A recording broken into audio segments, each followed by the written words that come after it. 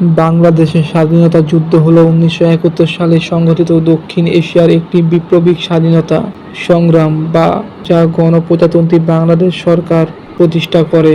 স্বাধীনতা সংগ্রামটি ছিল পশ্চিম পাকিস্তানের বিরুদ্ধে পূর্ব পাকিস্তানের এবং যুদ্ধটি 9 মাস স্থায়ী হয়েছিল। যুদ্ধটির মাধ্যমে বিশ্ব এক নির্মমতার সাক্ষী হয়। প্রায় 1 কোটি মানুষ দেশ ত্যাগ বাধ্য হন এবং প্রায় 20 লক্ষ মানুষ শহীদ হন।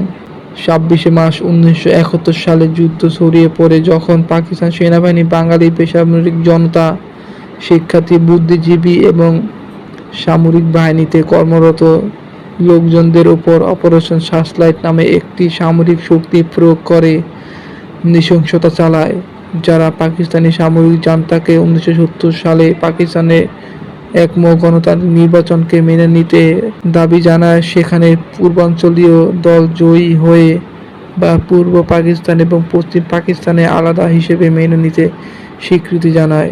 বাঙালি রাজনীতিবিদ এবং সেনাবাহিনী অফিসার অপারেশন সার্চলাইটের জবাব হিসেবে বাংলাদেশের স্বাধীনতা ঘোষণা দেন।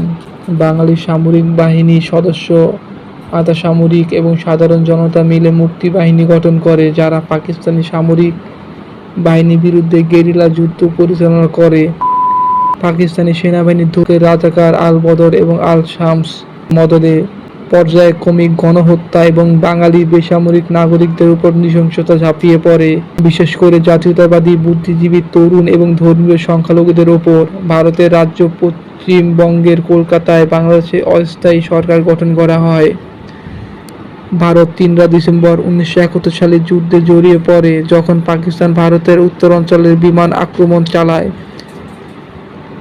যুদ্ধের রণক্ষেত্রে আচ্ছন্ন হয়ে পাকিস্তান প্রতিরক্ষা শীঘ্রই ভেঙে পড়ে। 16 ডিসেম্বর বাংলাদেশ এবং ভারতের মিত্র বাহিনী পাকিস্তানকে পরাজিত করে। ফলে এই আত্মসমর্পণ দ্বিতীয় বিশ্বযুদ্ধের পর সবচেয়ে বেশি সংখ্যক যুদ্ধবন্দী সাক্ষী হয়।